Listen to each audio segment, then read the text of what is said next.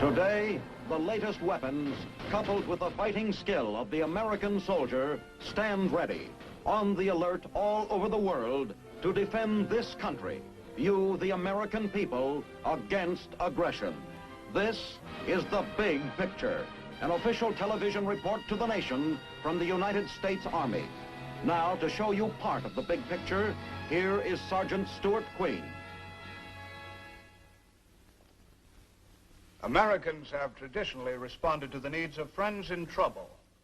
And in Korea, a country torn apart by war, our soldiers are lending a helping hand. A gesture which started as an informal assist has mushroomed into a big organized program for the rehabilitation of certain areas of Korean life. Armed Forces Assistance to Korea, or as it's generally known, AFAC, is an American Army project which is destined to become a living monument of friendship between peoples.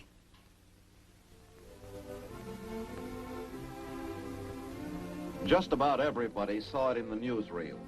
General Mark Clark signed for the UN forces, and the war in Korea came to a halt. The shooting war, that is, because there was still a big fight going on, a struggle for survival for most of Korea. The grim tragedy of war was plainly written on the face of that nation, and being a soldier with the UN forces, you just couldn't help but be moved by all the suffering, hardship, and poverty. It was pretty obvious that these people needed help, and plenty of it.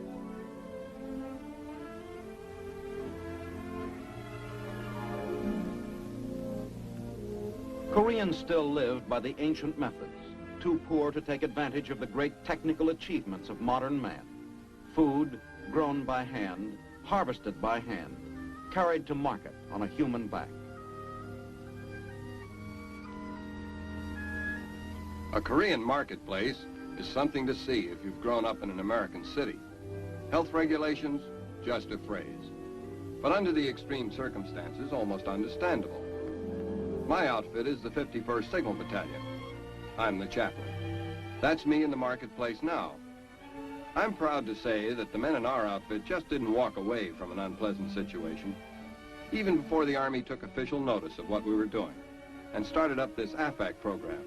The men would periodically chip in to get food and supplies for needy projects in our area.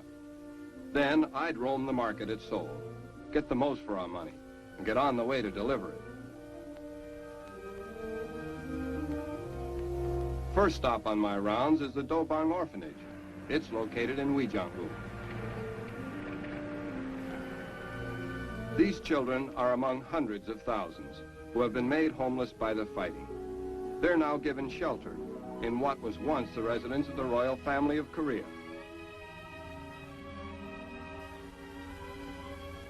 Mrs. Won Hun-young, wife of the director, helped stack the gifts on the porch of the inner court building.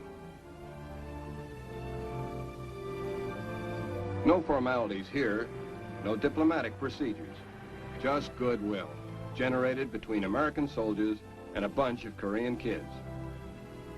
Our outfit also contributes to a school run by an American religious order. Among the presents I've brought for these kids are erasers. We've tied them to a string for safekeeping. These kids are just like kids all over the world, natural entertainers. Whenever they're happy, they play. And it's a real field day for a camera enthusiast like myself.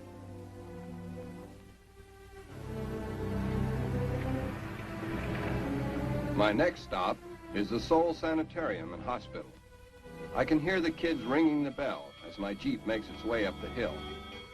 The children here are rather young.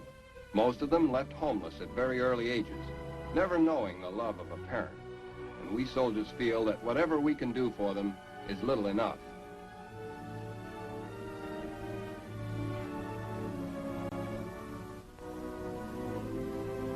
At the hospital, I'm met by an old friend, Mrs. Grace Kim An. She's supervisor of nurses training. Writing tablets were what they asked for last time I was here, and I'm happy to be able to bring them this visit. Soap is another urgent item. The efforts of the chaplain and the men of the 51st Signal Battalion represent spontaneous efforts on the part of our soldiers to aid Koreans. All over the country, they were giving aid and assistance on their own time, especially to the children. Children who had never known kindness. Children who had never had a home. The United States Army took notice of the situation, and late in October 1953, these children began to have a future. Their future was officially called the Armed Forces Assistance to Korea. By the time I got to walk into headquarters to find out if our company's project had been approved, AFAC was a lot more than just a little informal philanthropy. Army units throughout Korea were reporting the need of construction in their area. The local Korean communities would organize themselves to provide the labor on a voluntary basis. And we'd provide materials and equipment. Big stuff that was hard to get, like trucks and bulldozers, plus technical advice. The only stipulation from 8th Army, who administered the program, was that nothing could interfere with combat readiness. This was a chance to help in a way that wasn't just a handout. Take that building. Looks like a shack, but it happens to be packed full of medical equipment. It's a dispensary, project of the boys of the 40th Infantry Division. Other outfits were rolling too. This is what Lieutenant Colonel Morris had to say when the 4th Signal Battalion got started on another project. It is with pleasure indeed that the men of the 4th Signal Battalion take on the task of building new facilities to this Jade Civilian Hospital. Not too long ago, the 4th Signal Battalion built this hospital so that the Korean citizens of this locality could be given proper medical attention. We are proud that we have been able to help. We are again happy to assist the Korean people once more by adding a new operating room and new wards. This project calls for much material, which is being furnished by the United States government. The men of the 4th Signal Battalion, 10th United States Corps, will do the construction work assisted by Korean civilians. Together we will build a more efficient and useful hospital. Now I'd like to introduce Dr. Kim, head of the Jade Civilian Hospital. Dr. Kim. Dr. Kim Bong-mo doesn't speak any English, but the translation of his remarks foretell mutual understanding and trust. This hospital for Korean medical patients is a wonderful gift from the people of the United States. I'm very happy to thank Colonel Morris, commanding officer of the 4th Signal Battalion, for the fine job his men are doing in building this hospital. I thank the 10th Corps Civil Affairs Office and the people of the United States. AFAC projects mushroomed as requests for assistance poured in from the small communities. These opportunities for self-help were eagerly seized. Children contributed a great portion of the labor, handling hundreds of pieces of tile which would form the roof of their badly needed school.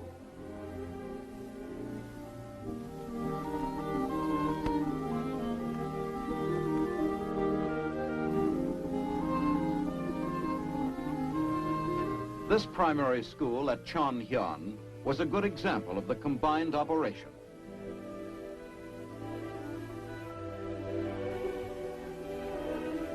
Lumber and many kinds of technical assistance were donated by the men of the 48th Field Artillery Battalion. It was the same wherever you looked. Buildings going up all over the place. With the expansion of the program, soldiers were able to devote more time to aiding their projects as 8th Army allowed them to devote some duty hours to AFAC.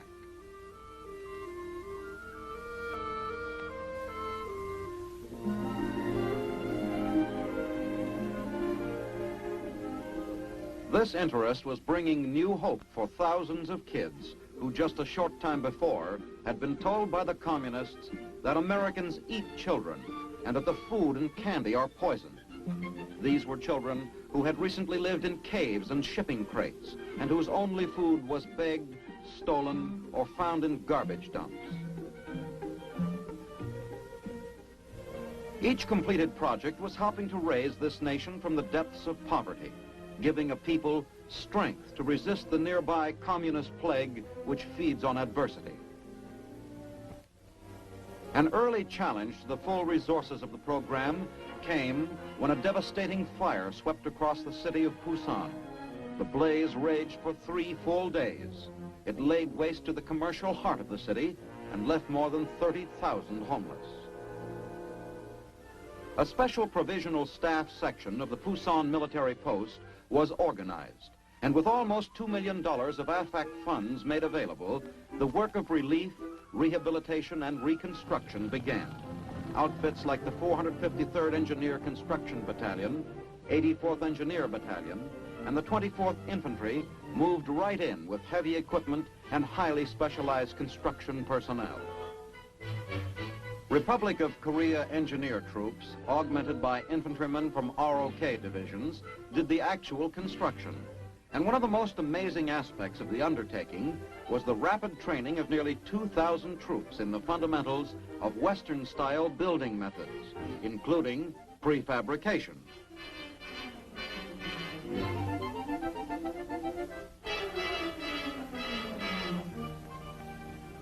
At ceremonies which marked the completion of this AFAC-sponsored housing project, there was the same enthusiastic display of spirit that the troops demonstrated throughout the days of adversity. A high point of the occasion came when the key to the project was turned over from the ROK Army builders to the Busan military post. The project eventually was turned over to the City Housing Authority, which placed the units out for rent and sale.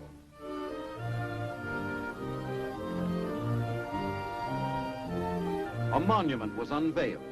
It commemorated the combined efforts of the American and Korean soldiers which produced these desperately needed homes.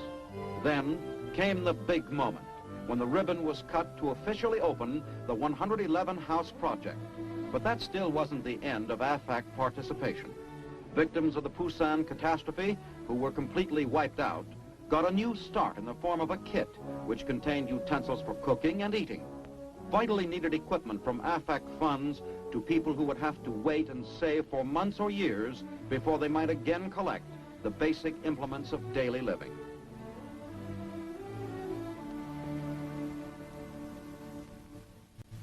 But there were other projects in work around South Korea. Community plans were being completed at the rate of 60 a month.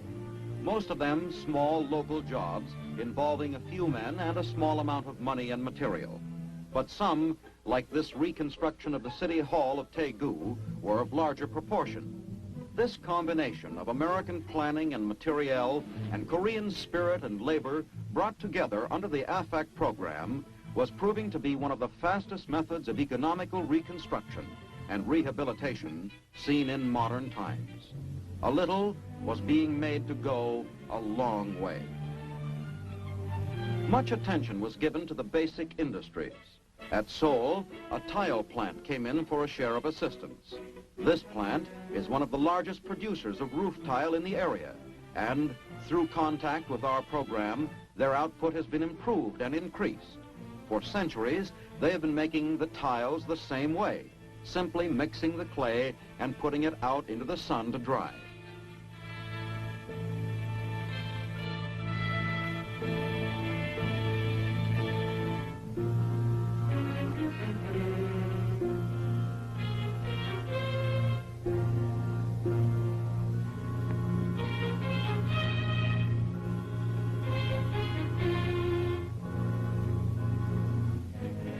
A suggestion by a member of an AFAC technical team resulted in a change of technique. Now, the tiles are kept wet as long as possible.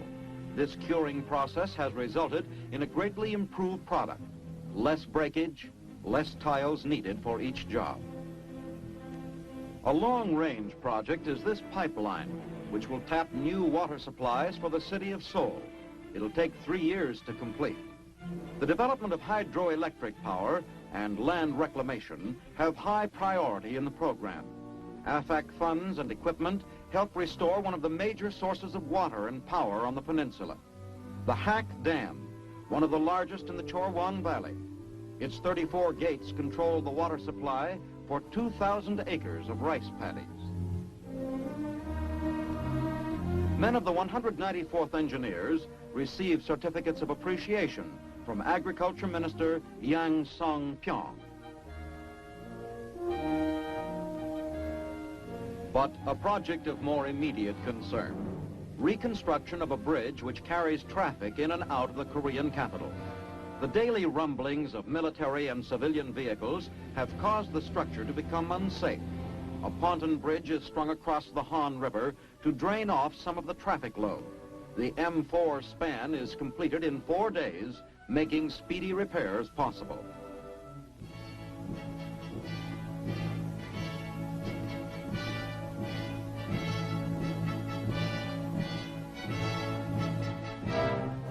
At the engineering school of the Army of the Republic of Korea, U.S. Army Senior Advisor, Lieutenant Colonel Robert Ellis, conducts a briefing on the immediate problems which will be taken care of through the AFAC program.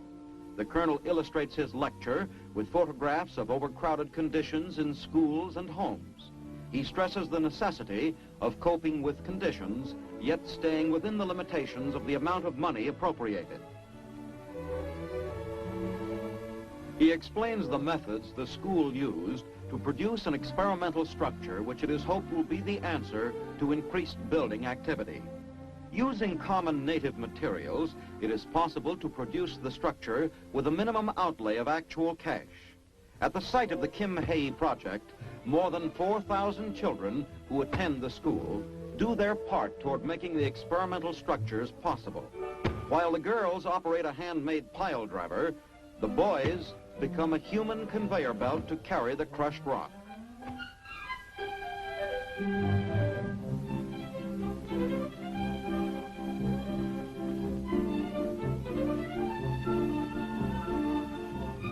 Old dilapidated shacks will soon be vacated because of joint efforts on the part of the American Army and a small Korean community. The new buildings next to the old school are being constructed by parents who have come in from the rice paddies. These buildings are designed to go up in sections using standard material. Their size is determined by the immediate demand for space. This first building to be erected from the experimental plans contains 6 sections. It was put up by students of the ROK Army Engineering School under the guidance of their American advisors. More of these will follow, all from the same basic plan. Resettlement is another facet of the AFAC program, a very important one. The bombs destroyed thousands of homes, and many Korean families are being helped to start afresh, this time as pioneers, moving to undeveloped land and creating a home of their own on their own frontier.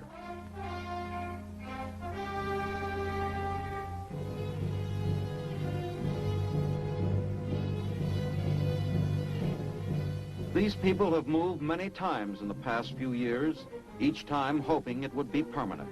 But this move promises to be all they expect. Their destination will be to a place they can call home.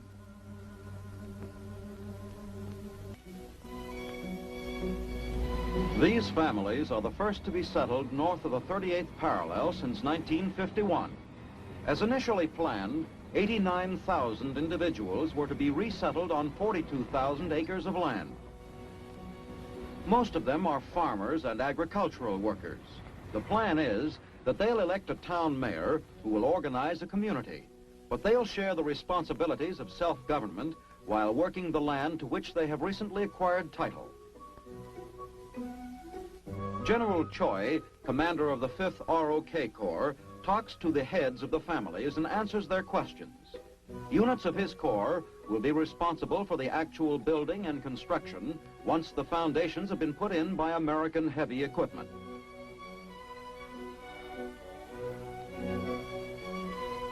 Responsibility for the entire project rests with the U.S. 9th Corps, and their headquarters and the site is visited by General Maxwell Taylor.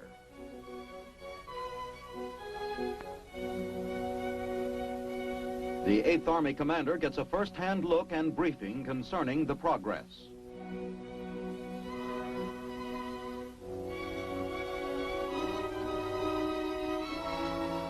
This first town to be resettled north of the 38th parallel will be called Samsonni. It will serve as a model for those to be built in the future. The blueprints incorporate most modern features of town planning, including separate structures for school, town hall, and dispensary. A complete community germinated and produced through the Armed Forces Assistance Program. It was the 22nd Signal Battalion that first became interested in us. During the early Reconstruction days, they contributed much of the funds which started Sumyang University back on the road to usefulness. Being a native of nearby Seoul and a student at the school, I watched the college take shape once more. You see, it had been looted and dismantled by the communists. In America, you have so many universities.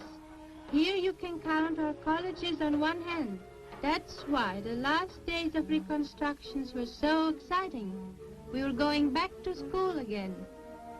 Once the carpenters were finished, students filled the campus.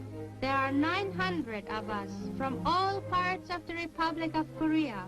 We are a private school, self-governing and subject only to the certain laws recognized by all educational institutions in our country. From time to time, we get to hear guest speakers from other parts of the world, and today the entire student body listens to the Reverend Edward L. Junkin of the Presbyterian Mission in Seoul. With his talk in English, and we hear a translation. Most of us know quite a bit of the English language. We've heard it spoken so much these last few years. There are 20 classrooms and lecture halls in these buildings, most of them concerned with the domestic sciences. Cooking, for instance. You can see, however, that we do not expect our experiments in the kitchen to be wasted. The subject in this class is donuts. We are very careful about making them digestible, as Korea does not yet have many interesting foods, other than those necessary to sustain life. Much of the flour, fat, and sugar we need comes from our American friends. Music has always been an important subject for any Korean young lady. The subject in this class is choral singing, and our professor of music is Miss Kim Sunai. Music comes very naturally, appeals to our hearts.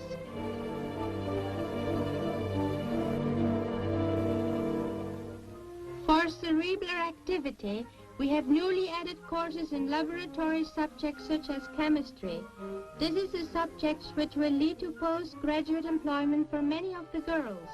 They will later become doctors, nurses, and technicians of many kinds. Biology is another modern course which greatly interests us. We get a great deal of fun in using the microscope and learning the nature and structure of things, the secrets of life. There are periodic meetings of the faculty, presided over by Miss Im Chul-soon, president of our college. At the present time, the university offers only one degree, Bachelor of Arts, but soon we will be able to study for other degrees. Athletics in Korean girls' school is quite different from anything Americans are used to seeing. In the West, the principal function of sports is a muscle builder or a contest. Here the emphasis is on building dignified posture and proper carriage. Perhaps someday the benefits of these classes will be evident, but somehow it is difficult to think of future benefits when there is so much walking to do. Another part of our athletic program concerns ballroom dancing. Our teacher explains the basic steps, then we practice, using each other as partners.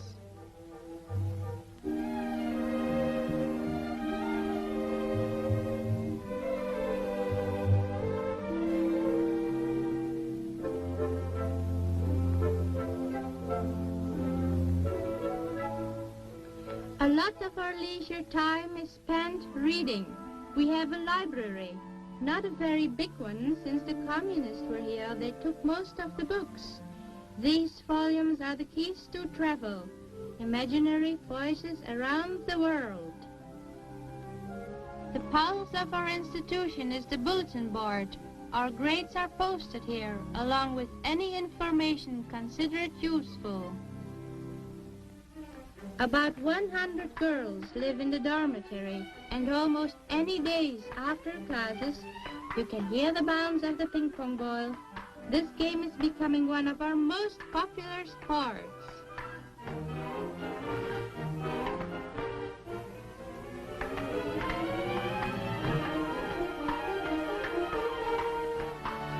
For those of us who have returned to our rebuilt school buildings, it is wonderful that after the uncertainty of the war years, we have made our final move.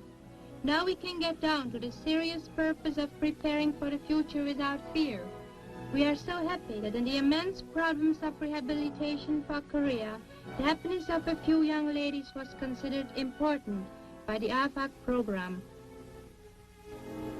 AFAC continues to lend its helping hand to a nation on the rise, giving equipment and encouragement wherever it is sought and justified, taking into consideration the needs and hopes of the individual, no matter what his or her position.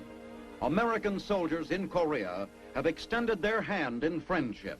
They've risen to the challenge, the second challenge, peace in Korea.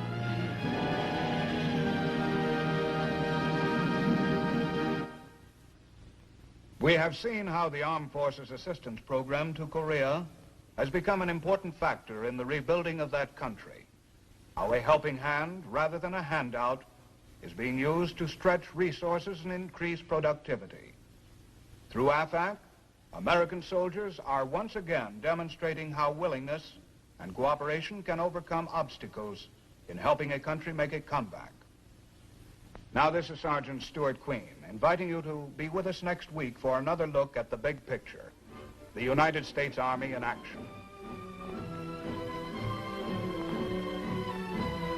The Big Picture is a weekly television report to the nation on the activities of the Army at home and overseas.